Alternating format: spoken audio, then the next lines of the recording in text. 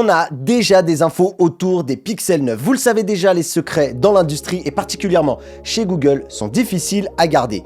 Pendant que vous prenez le temps de liker et de vous abonner, eh bien je vous propose de plonger chez des insiders bien informés autour des pixels.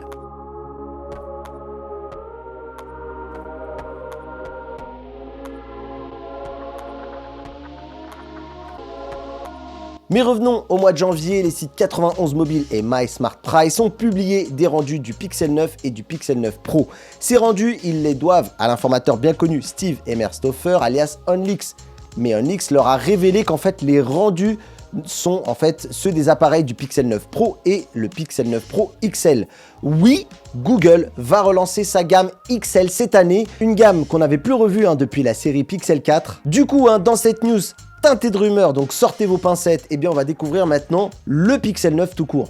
OnLeaks a fourni des images 3D et une vidéo à 360 degrés qui donnent un bon aperçu de ce que serait le prochain smartphone de Google.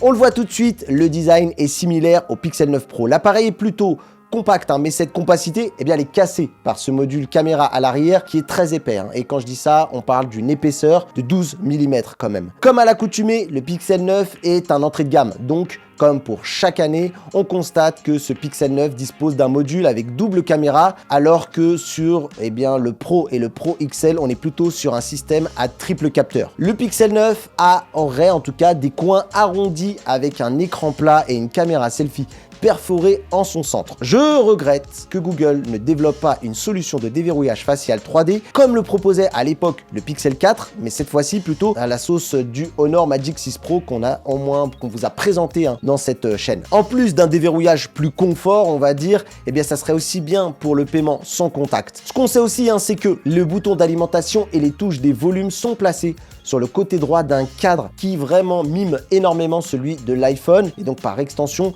ceux des Samsung Galaxy S24, puisqu'on vous le dit dans notre test, quand on regarde sur le côté, c'est vrai que la ressemblance est vraiment frappante. Le Pixel 9 aura un écran de 6,03 pouces, il sera donc légèrement, mais vraiment légèrement plus petit que l'écran du Pixel 9 Pro qui lui est de 6,1 pouces, donc c'est vraiment une différence assez minime. L'article nous donne aussi également les dimensions de ce Pixel 9 qui mesure environ 152,8 mm de hauteur, 71,9 mm de largeur et une épaisseur sur la face la plus fine de 8,5 mm, puisque comme je vous l'ai dit, avec ce gros bloc capteur, il faut compter 1,2 cm et c'est assez balèze si OnLeaks dit vrai. La couleur qui nous est présentée ici, c'est le noir qui est similaire au rendu qu'on a déjà vu sur les Pixel 9 Pro XL. Google lancera probablement d'autres coloris. Alors pour le moment, il reste encore beaucoup de mois avant l'arrivée de la gamme Pixel 9. Ici, on a son apparence.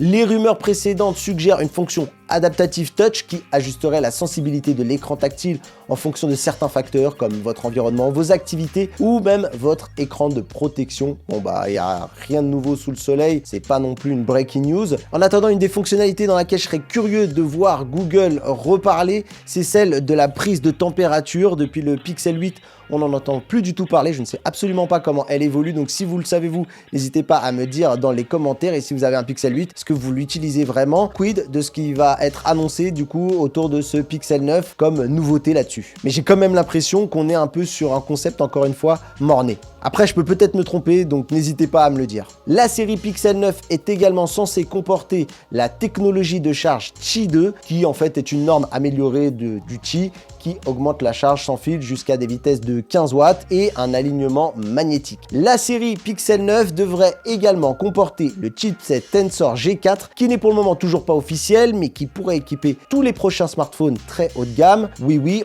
on parle aussi également du potentiel Pixel Fold 2, et si tu n'as pas eu vent de cette info, je t'invite à aller voir ma vidéo qui aborde les rumeurs de la Google I/O qui, elle, aura lieu le 14 mai prochain.